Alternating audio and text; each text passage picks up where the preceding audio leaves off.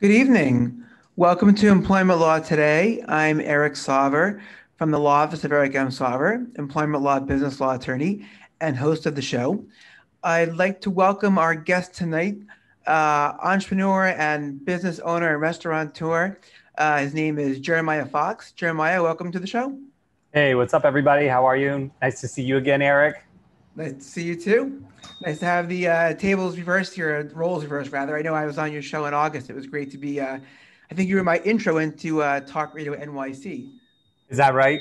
I believe it was. Yes. That's So awesome. Great. yeah. So I'm glad you can Great. make it. Yeah, thank you. Got my mood lighting on. Actually in my restaurant, Della, right now in Brooklyn. We're on Prospect Ave in the Windsor Terrace section of Brooklyn, and it's 5 o'clock and it's starting to open. And of course, all the bells and whistles are ringing. Oh, okay. But I just have to be here. I have to do it from here tonight. Well, I'm glad you're here. Thanks for joining us. Really great to have you. I thought I'd just tell a little bit to our audience tonight about the show itself, for those that might be joining maybe for the first time or those who are repeat listeners. So Employment Law Today is a weekly show that helps businesses out there, small to mid-size, whether you're a small business owner, a company, it could be a restaurant, a brick and mortar shop.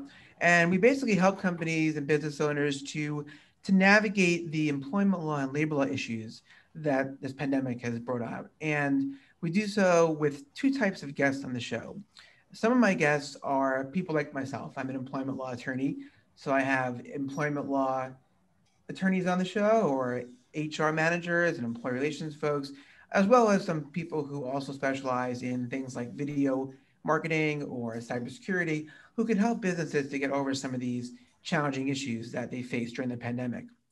And then my second level of guest, or rather second type of guest, would be someone just like Jeremiah, someone who is a small business owner who has been hanging in there during the pandemic and even at times thriving, frankly, through it. And I like to have these guests on as a motivational and inspirational part of the show.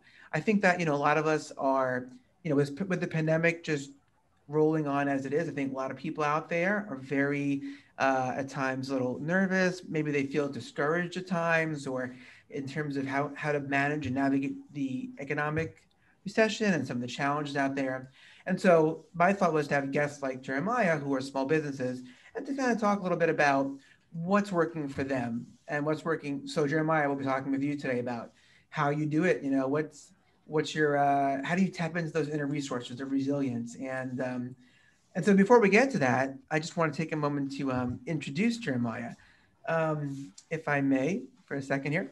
As I mentioned, Jeremiah is his name is Jeremiah Fox, originally from Nashville, Tennessee. Jeremiah settled in Brooklyn, New York, after receiving his master's degree in music from the University of Buffalo in 2004. And with an equal passion for the hospitality industry, Jeremiah spent the last 15 years hustling in the New York City food and entertainment scenes, consulting for and opening over a dozen brick and mortar businesses. Well, that's pretty impressive. He's also been consulting for businesses, and he currently is the owner of Della Restaurant in Brooklyn, which is where Jeremiah is calling in from right now. Yep. There it is, Della, right there. And he's also the GM, the general manager for Windsor Wine Group, and the chairman, if I have this right, of the Windsor Terrace Food Co-op, also in Brooklyn. Jeremiah also hosts a live radio show right here on the station on Talk Radio NYC. It's called the Entrepreneurial Web. I've been on it as a guest and I've watched it. It's an awesome show. I recommend people check it out Fridays at noon. And he also, in his spare time, I don't know where that comes in, but he actually moonlights as a martial arts instructor as well as an entrepreneur. So with that background, again, just a warm welcome, Jeremiah, my friends. Good to have you on the show, and hope you're doing well today. How you feeling overall? How's the week been so far? Yeah, no, this week it's early, so it feels good so far, but it's only Tuesday, so there's plenty of opportunity for fire, water leaks, car accidents, all kinds of things happening in my world that can go south quickly. Not even in talking about employment related issues. Right. Well, being an attorney and a litigator, and I have a little bit of experience with that in terms of fires happening, putting out client fires at once. And but I must say, you have a very cool, way about you, a kind of a cool job. I mean, I saw the way you managed to get onto the call, onto the show tonight. I sent you a text and you were like, I'll be here, which I knew you would. Yeah. And you kind of jumped right in at like 4:59. It was a very smooth entrance. There wasn't like, you weren't breaking a sweat, Um, I won't comment if I was a little bit, but I knew you'd make it, and here you are. But I want to just get into a little bit of our topic tonight, and then maybe kind of have a nice conversation here with Jeremiah, and maybe fix my lighting on my side here. As I was mentioning, with the COVID-19 pandemic just hanging around, I started out by talking about my motivation for having this show, and seeing how many business owners out there and entrepreneurs are worried, and some of them are just worn down. And I've heard colleagues of mine talk about just feeling unmotivated, in terms of pushing forward. And there's a lot to be at times worried about, right? We turn on the news, there's all this talk of recessions. And I know in the restaurant and hospitality industry, where I have a number of clients, they're really feeling the pinch since people are takeout only, curbside pickup with delivery, or minimum 25%, or rather maximum 25% capacity. Yeah. So, I thought I'd just talk with Jeremiah in light of his experience and find out what tips he has for fellow small business owners in the face of the pandemic. What advice can he give? What kind of adaptations he had to have in his own experiences? So now in law, we'd call this like asking a compound question, like in a deposition or something like that. So I'll try to just kind of break it down more naturally. Jeremiah, why don't you tell us a little bit more about yourself? I mean, I'll introduce you, but maybe a little bit about like what drew you into the hospitality industry after getting a master's degree in music, which I think I understand you teach as well. But how did you get called to this field?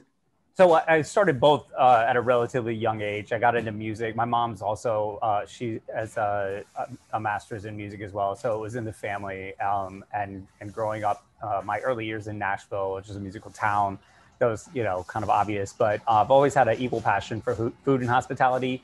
I started to learn to cook around 11 or 12 years old, which is when I started to really take music seriously.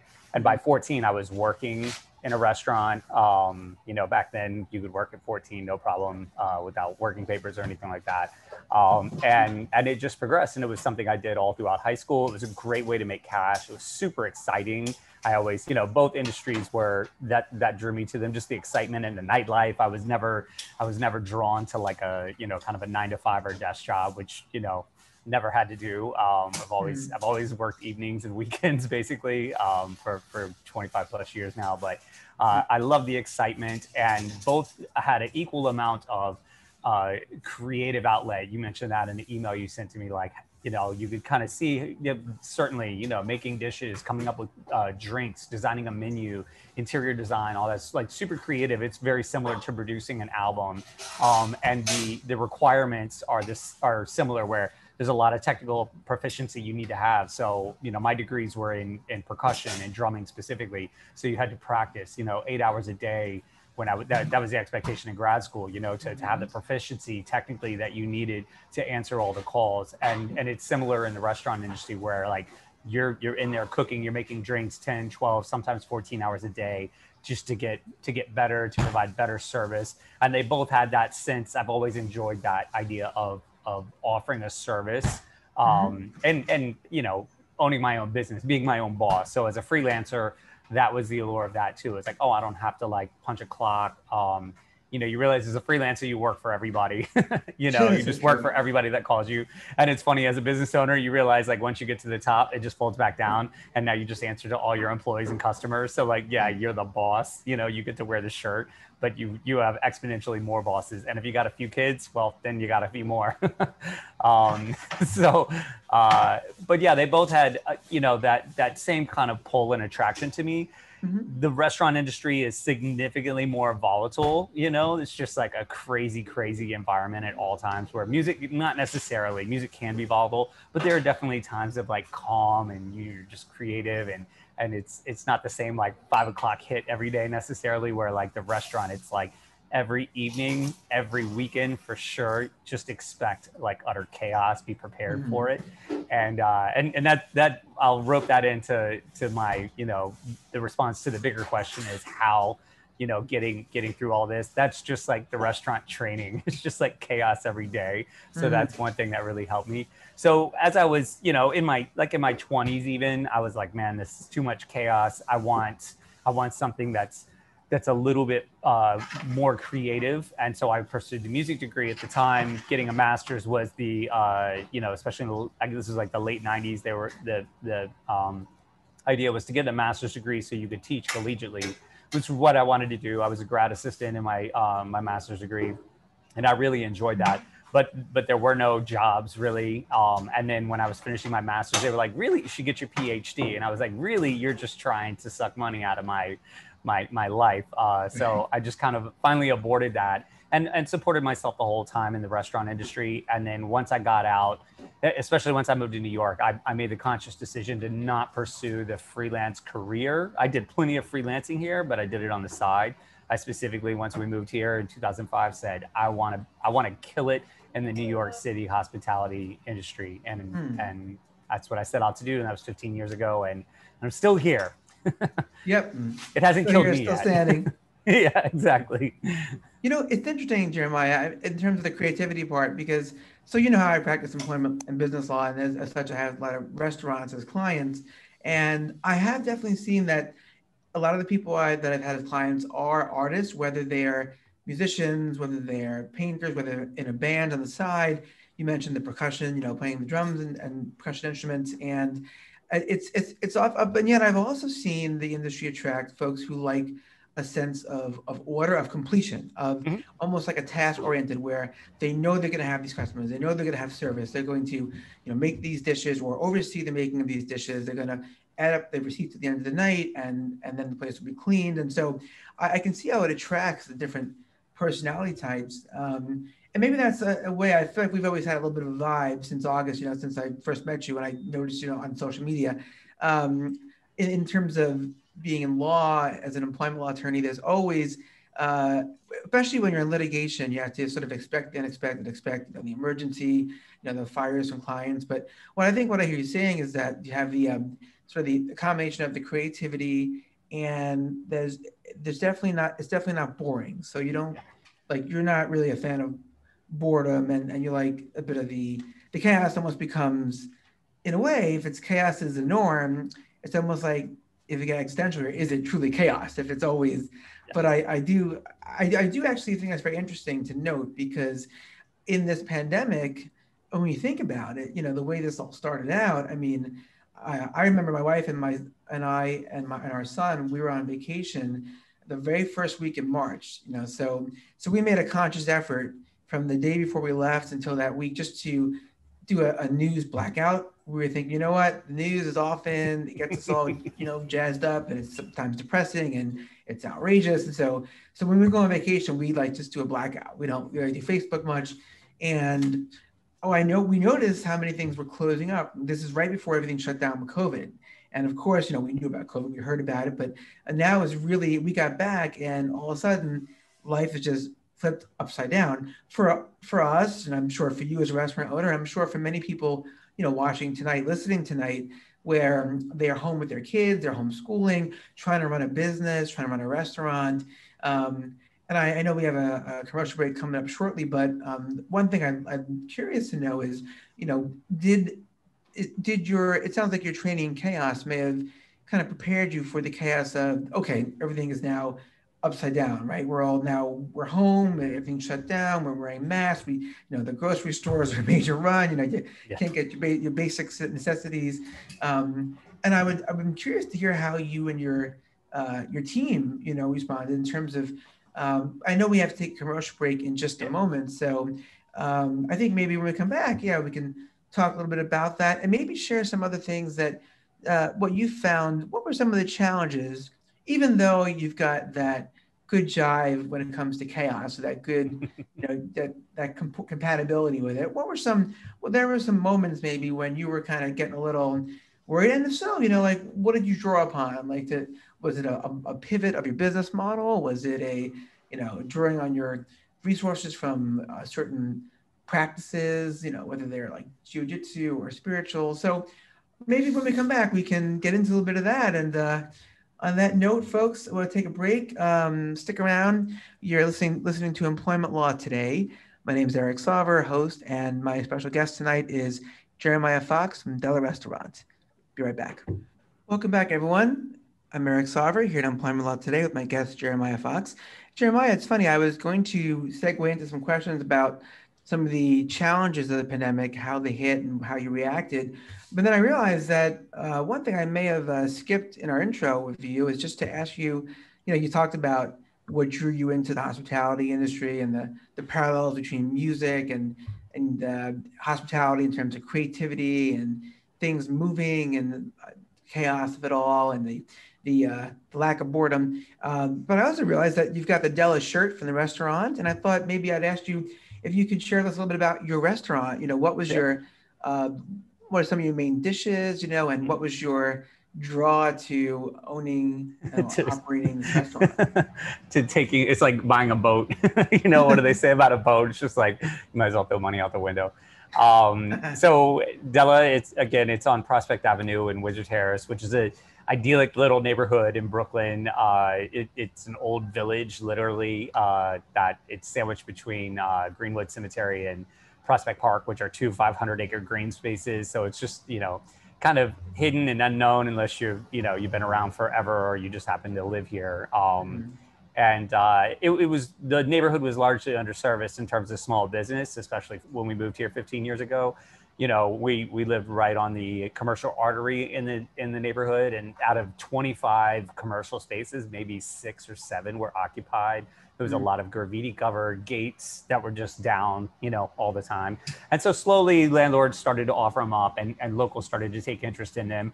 And my partners and I were on the forefront of that, and definitely a major contributor to like the kind of business revival around here.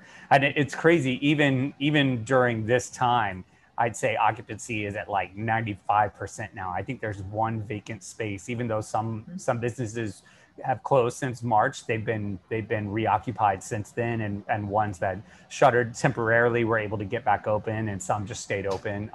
So it's a great little spot, is a great community to open a business like this, and there wasn't anything like this. And my partners opened the wine store that we have, which Windsor Wine Group manages. It's called Juice Box. Fun little playful name, right next to the park here. We opened that in 2007. So we had all this time kind of as a demographic study and just listening to what the community, said they were interested in. And the two things that stood out were Italian food, because there wasn't really an Italian restaurant, and something with a full bar. So that's what we really set out to do, and just kind of catered our experience, which my partners have a lot of experience in hospitality and restaurants as well. One was a food critic, one managed some of the craziest restaurants in the city over the years. And we just kind of pooled our resources and came up with Della, which is largely an Italian menu. We make our own pasta, which is a huge draw. We have a very craft cocktail menu, part of which is called the 718 menu, which is the area code for Brooklyn and Queens. And I designed that menu with a bunch of locally owned distillers, which also has seen a revival since like 2010. There was a tax law adjusted that allowed for farm licenses. So this revival of distillation kind of coincided with my interest in cocktail making. I was very good friends with a lot of them, and we came up with a bunch of crazy cocktails together. So we have a signature cocktail list. We have a very unique kind of pasta, fresh pasta menu, and some other fun things. And we draw from, other parts of the Mediterranean, and even into Morocco and the Middle East for our menu. But it's just a creative, fun, if I could give you a tour of the place inside, I would. Unique layout. That was what we really wanted to do. And that really taps into that creative aspect where, it's Italian, but we don't have chicken Parmesan and, Alfredo. We do a duck ragu with fresh pappardelle instead of a puttanesca.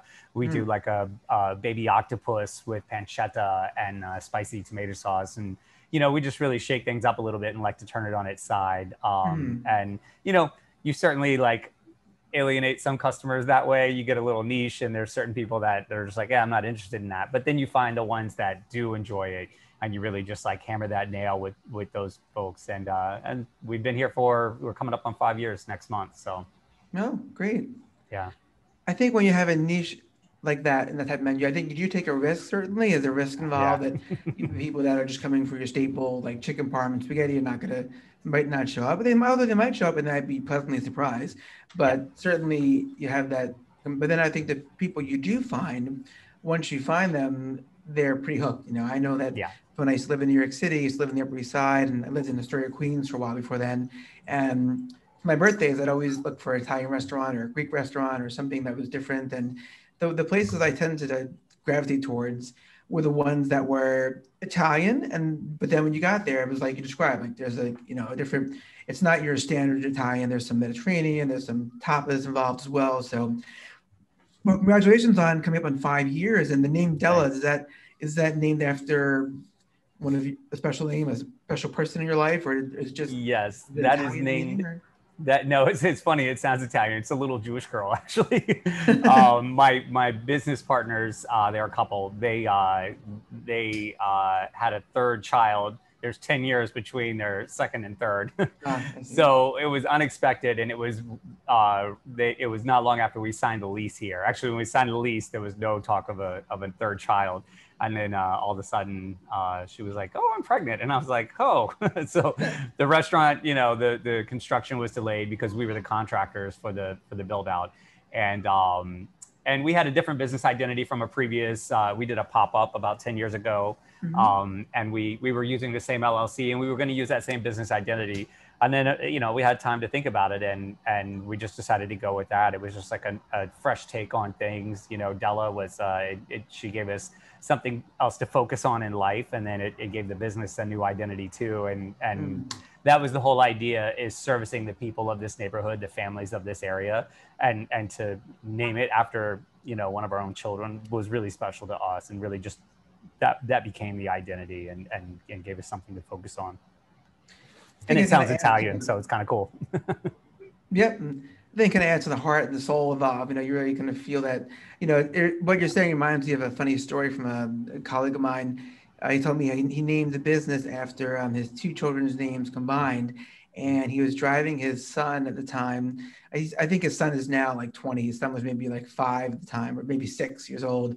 And he told his son, part of the name, your name is in this business. That's a commercial real estate property management company. So maybe not quite as, a little more 9 to 5, a little more suit and tie, which, but so he told his son, I named this in part after you. And his son was, paused and, said to him, well, Daddy, I think I should get some of the profits. And yeah, you got to be careful. What are profits? And he actually described, so he felt a mixture of reaction. On one hand, he thought, hey, I'm raising a, very sharp kid here. On the other hand, he thought, like, well, that doesn't, it seems a little off. Giving me the shakedown, man. Yeah, exactly. And, I'm glad we're talking about this, because some people might be listening and they're tuning into employment law today, where often I talk about employment law issues. And like I said, I mentioned, I have guests to talk about, employee relations, HR, but I realize that, and that's helpful for people. But if you're out there listening and you have employees and you have issues, and you're hearing about, these messages of, sort of keep calm and carry on.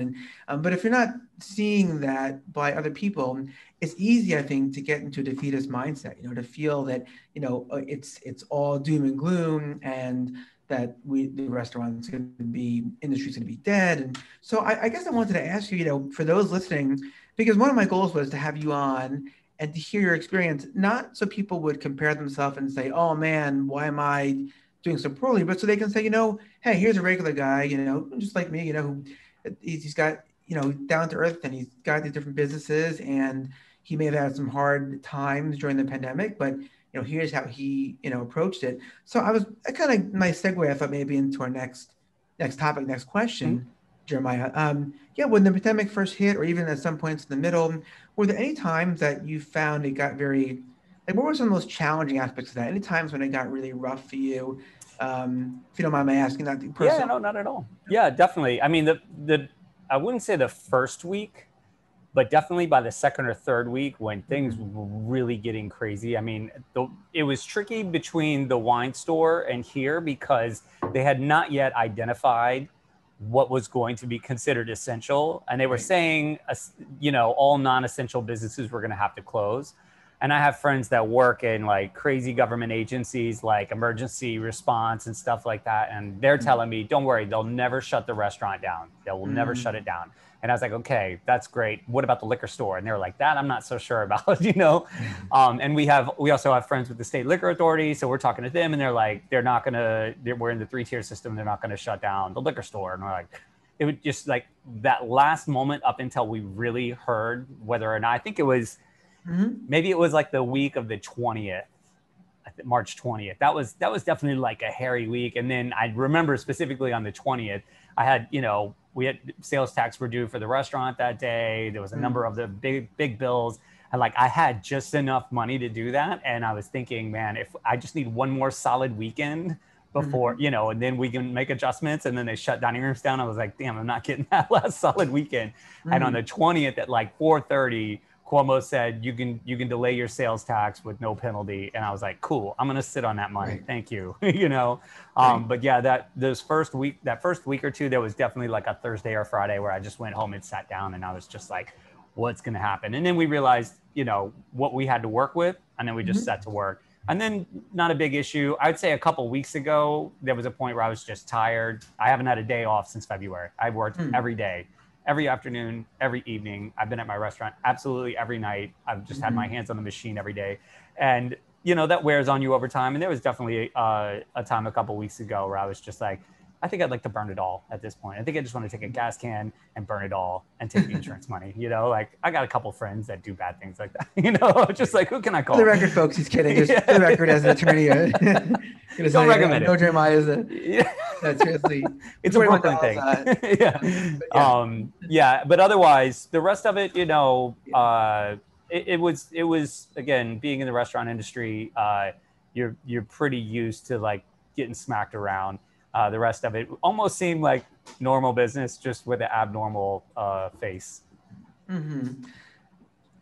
I can see how that would be tough too. I mean, the unknown, the waiting to know if you'd be open or closed or not. And, often in a crisis, people say that the early parts are when the adrenaline's pumping and people are going and they're ready to rock and roll and it's either a fight or flight mode and they just dive in. I mean, when this all started, I rolled up my sleeves and started, remapping my networking online, changed some workshops I had proposed to virtual webinars and presentations and such. And I think sometimes the hardest part also is in the middle, because in the beginning of a crisis, you can, sort of fire on all the cylinders. And then of course, if there's an end in sight, you can see the end. And I think we're sort of in the middle. I mean, I think a lot of us didn't know how long it would be. And, we've got to take a commercial break, Jeremiah. When we come back, we'd love to hear more about, you were in that spot, say, had some challenges. What kind of like kicked in for you? What maybe was going through your mind? What did you draw on? Was it, the support of your, partners? Was it, your family?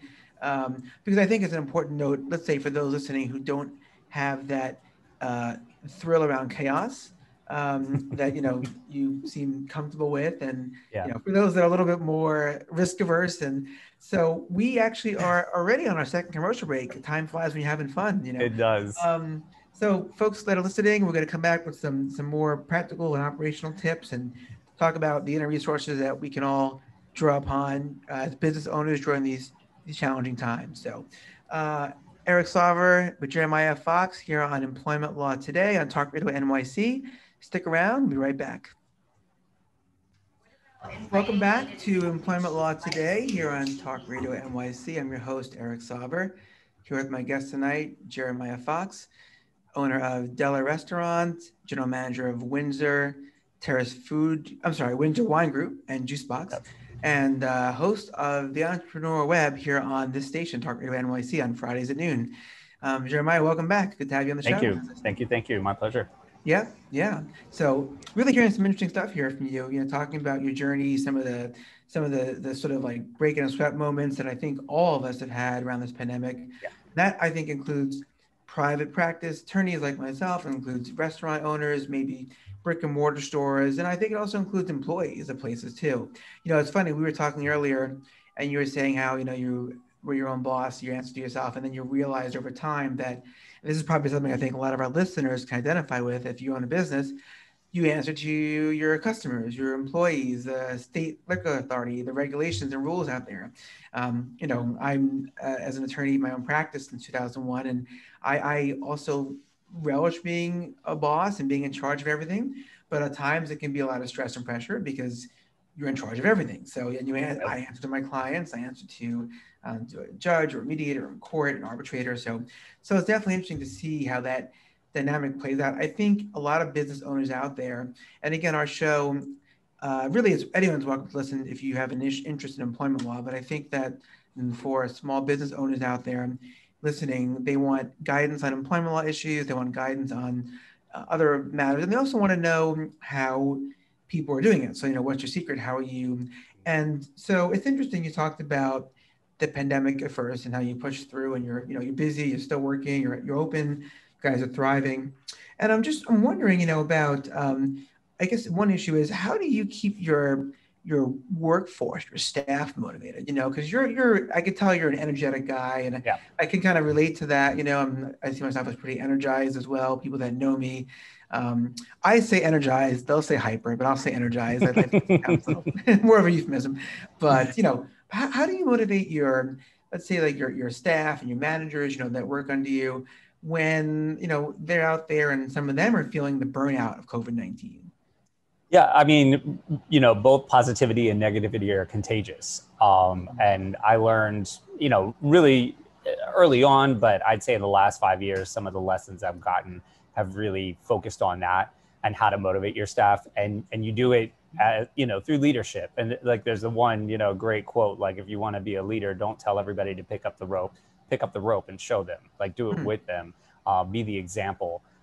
So that's what I really focused on. And it's always been that way. I remember at one point, my partners, I don't know, there was one night where I was just like sick of things. This is going back years, not even this time, and they're like, oh no, if Jeremiah's getting negative, something must be wrong, and it was funny because they had already cashed in their chips. But for me, it was a call to like be better. And I was like, oh, okay, let me just splash some water on my face and get myself together. And I realized like that's really what the value people get from me around me, the staff and everything is like, yeah, I know a lot about business and I make good suggestions and so on, but that's all just like, a commodity. It was really like my ability to be positive and motivate. So I really have focused on that a lot over the last few years, and it paid big dividends right now where staff that left still will call me and say, man, things are crazy in my life.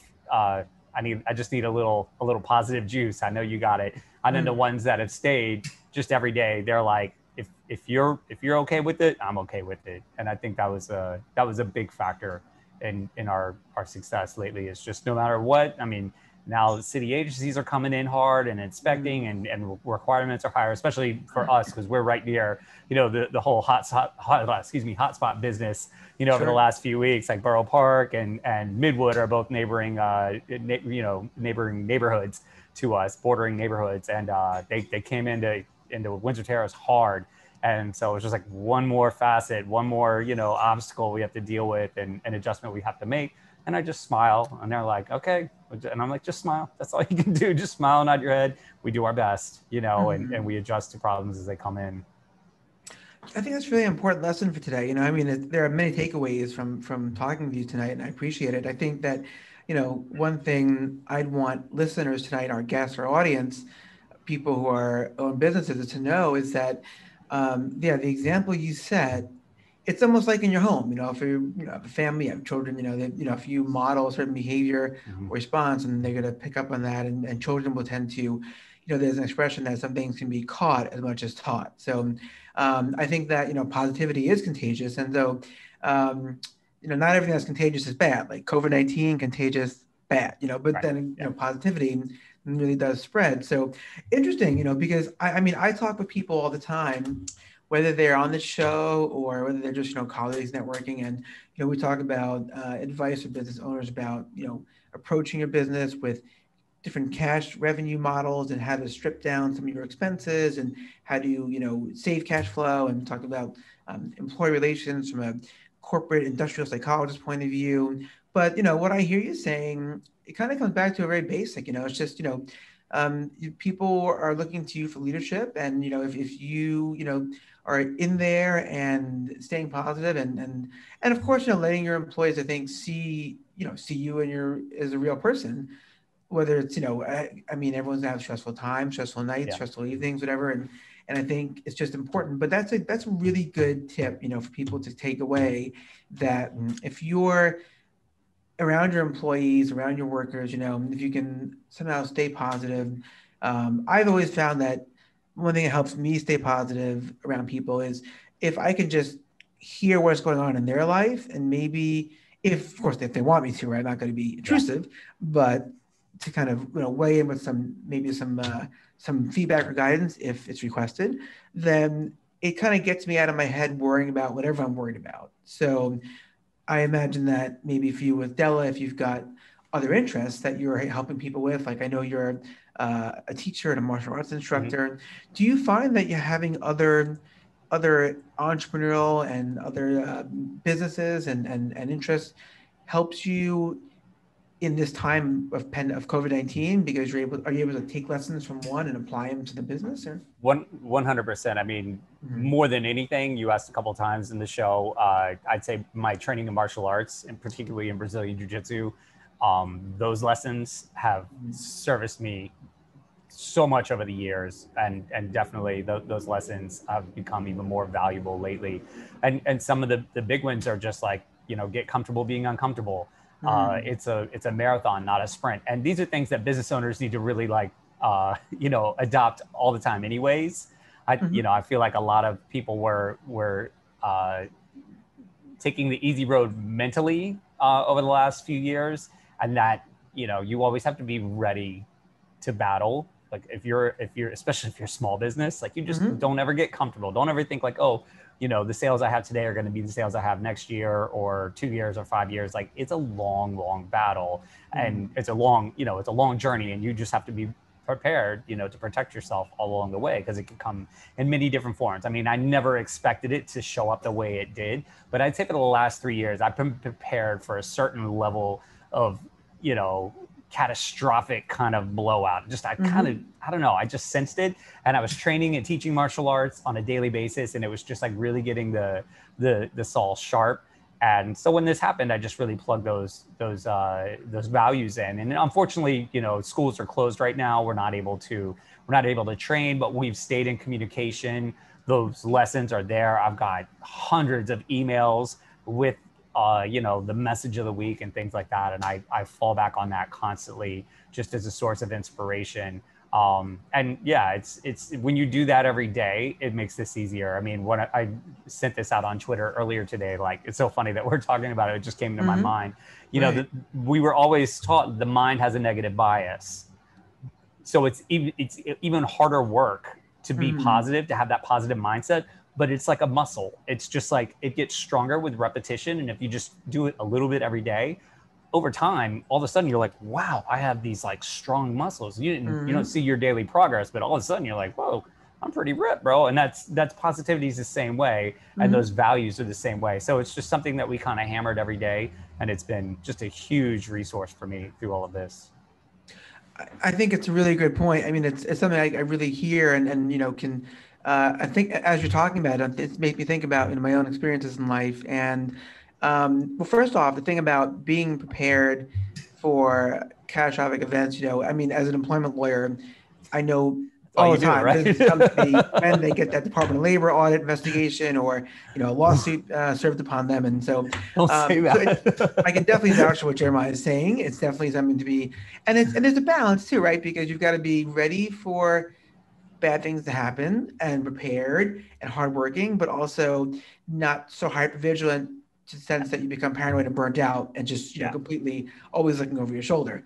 But I hear you kind of striking a balance, because if you have optimism and positivity thrown in with the realization that this is all impermanent. I mean, 8-9 months ago, if I asked someone to hey, you got your mask ready to go, they look at me like I'm crazy, or even just leading a meeting and saying, okay, I'm going to mute everyone now. Just so the things were like, so I think you definitely have to look for those to be prepared for.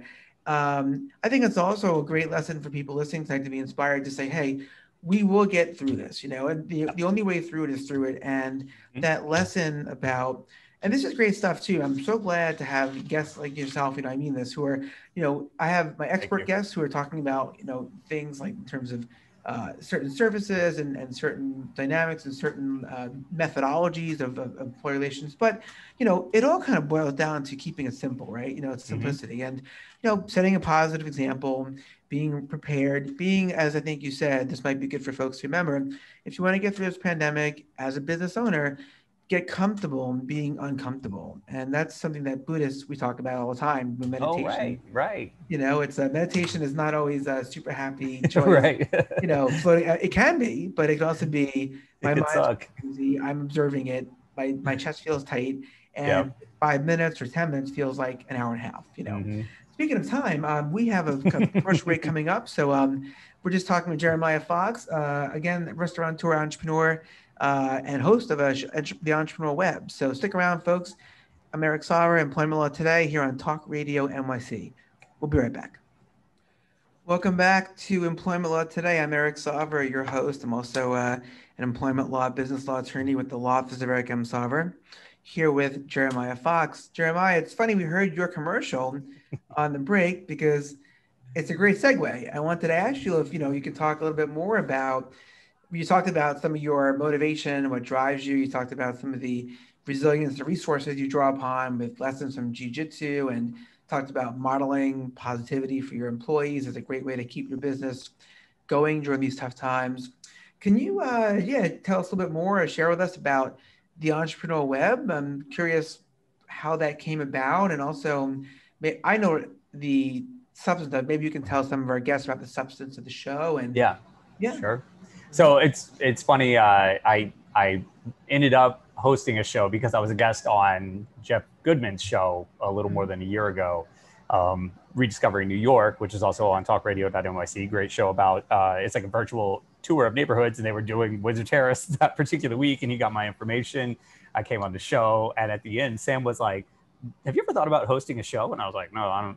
And then he was like, you should think about it. And so we talked, and here we are. But very interesting point is that the show, Sam and I talked at length about it before I went live. And it was about highlighting not only, like the successes of being an entrepreneur, but really, it's in the, in the commercial, like, the nuances, the write-up talks about, the trials and tribulations of being a small business owner and an entrepreneur. So not just like, oh yeah, I'm an entrepreneur, man, I'm making stacks, I got a car and a boat, it's like, what's it really like on the ground level? Because that's where I'm at. I'm boots in the street still, I'm working into some digital and consultation kind of businesses, but I've been boots in the street for so long. And it's like down here on the real ground, on the playing field, it gets tough sometimes. So the show is about celebrating the successes, but also all of my guests that I bring on from all different industries. I don't care what your background is. I want you to come on. I want you to talk about, you being just like an average person like everybody else, building this business. What are some things to look out for? What are some things to double down on that really, will make things easier? But like, I always want that gem of like, watch out for this, because this will get you. And I've had some guys drop some really great information. So it's about that. It's just about being informative. Also, I like it to be entertaining, but informative in terms of like, if somebody's listening that works a day job and that is like, I want to get out of this. I want to be my own boss. I have this passion. I want to do this thing.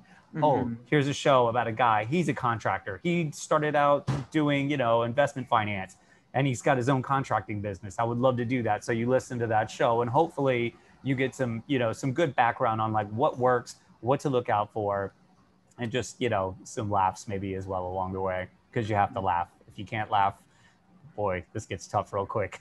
Yeah, for sure. Absolutely. In any field, I think, in any field, in any organization, pardon me, you'd have to definitely have a sense of humor to roll with things. Yeah.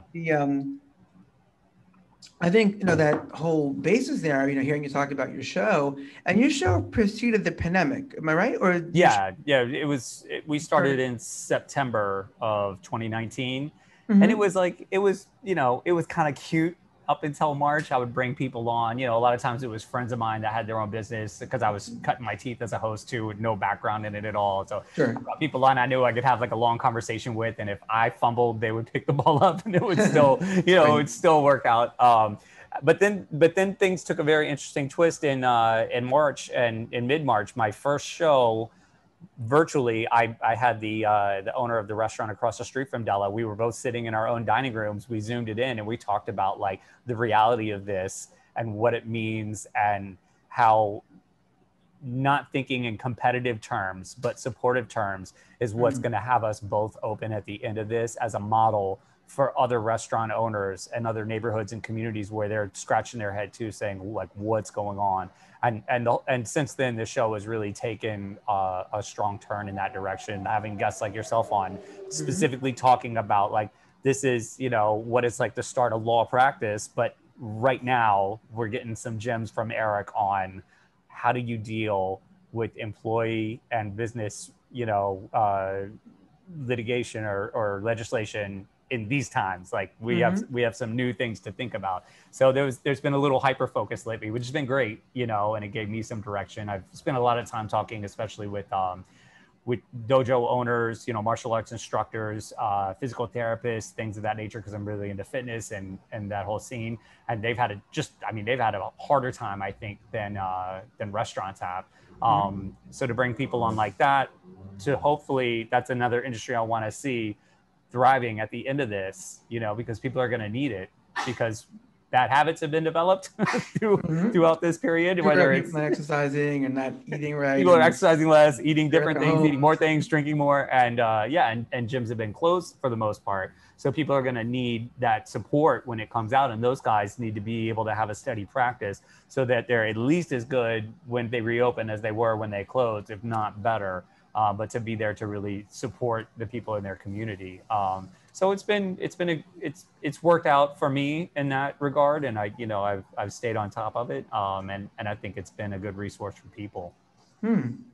That story you told about sitting in the dining room across from the other owner, right, discussing things and realizing that while in theory you might be competitors out there in some regards, or but even if you view business as a competitive operation or industry, right? Restaurants that, let's say, or even, attorneys, we have many people who practice employment law. I mean, I always like to joke that, there's so many lawyers in New York City alone, at least before the pandemic, that, you can throw a rock and hit at least 5. And some people do that as a hobby for sport. So they throw rocks at lawyers. So, but this idea of that, we are actually, stronger, like when we, pull our resources together. Yeah. And the idea that what you talk about on your show, what I'm hearing you saying, the end result, but also the success story, the hard work that goes into it, knowing that we need to draw upon each other and support one another. I wonder if that's another lesson for tonight, for people listening, as to how to get through this pandemic. Not so much, right, to see our neighbors, and by neighbors, I mean our fellow business owners, as another threat, but to see them as, someone in the same boat, someone that we can share with, it's like, do you look at life as a sort of a pizza pie where there's a limited number of slices and I've got to grab mine? Or do you look at a different perspective where, there's not that, there's not that scarcity mentality. So really interesting to hear about the Entrepreneurial Web.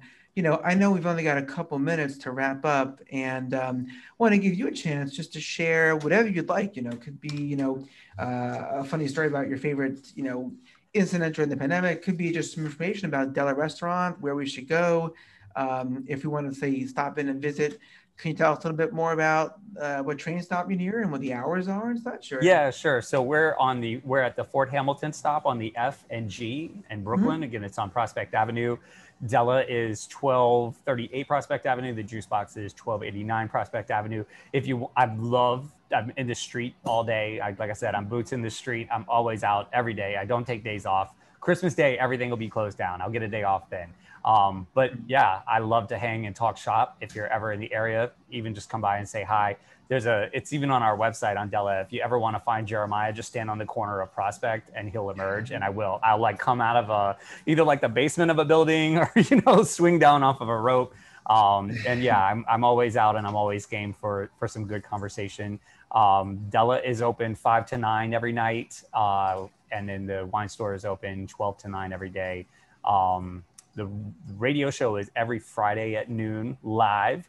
It's also on YouTube, on Spotify, on Apple Podcasts, all major streaming platforms. And you can find me, I'm all over the place: Twitter, Instagram, LinkedIn, TikTok. I'm killing it on TikTok lately with my jiu-jitsu instructing. Okay. Yeah, I do like workout and jiu-jitsu tutorials on TikTok. I've been crushing it lately. I've just like gone through the roof. It's funny. My kids are like, "Dad, you got more likes than me. You got more followers than me." And it's about hard work, but it's also like the niche. I found the niche and I ran with it. So yeah. Yeah. That's what it's all about, Yep. Finding that niche, having some fun along the way too. Yeah. Well, it looks like we've got to come to an end. But I want, again, everyone heard how to find Jeremiah and how to find his show, the Entrepreneurial Web, on Fridays at noon. Jeremiah, it's a pleasure having you. Thanks for coming on to the show tonight. Next week, my guest will be Trisha Tate. She's an outsourced CFO and also very involved in female minority-owned businesses and empowerment, and also very inspirational. So I'm Eric Sarver. I'm here every Tuesday night from 5 p.m. to 6 p.m. Eastern Standard Time here on Talk Radio NYC. Tune in next week, and everyone have a safe night, healthy night, and thanks for watching.